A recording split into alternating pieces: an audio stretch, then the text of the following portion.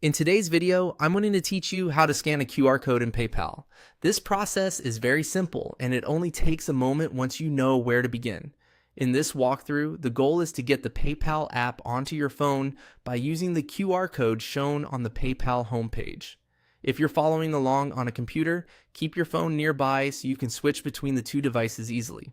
To get started, open the PayPal homepage on your computer or in a browser where the QR code is displayed. On the home page, look for the option that says Get the PayPal app. This is the section you'll need because it gives you a QR code that links directly to the app download page. If you don't see it right away, take a quick look around the main area of the page until you find that prompt. Once you've found Get the PayPal app on the home page, click on it. This should bring up the QR code clearly so it can be scanned with your phone. Make sure the code is fully visible on your screen and not cut off. It also helps to increase your screen brightness a little if the code looks dim, since that can make scanning easier and faster. Now pick up your phone and get ready to scan the QR code. You can usually do this with your phone's built-in camera app.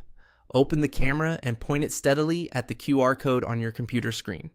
Try to hold your phone straight and keep the code centered in the frame. In most cases, your phone will recognize the code automatically and show a link or notification on the screen. When that link appears, tap it to continue. This should take you to the correct place to access the PayPal app.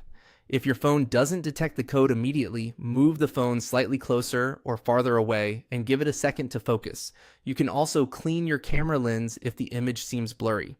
And that's it. You've successfully scanned the PayPal QR code from the home page using your phone. From there, you can continue with whatever prompt appears next on your device.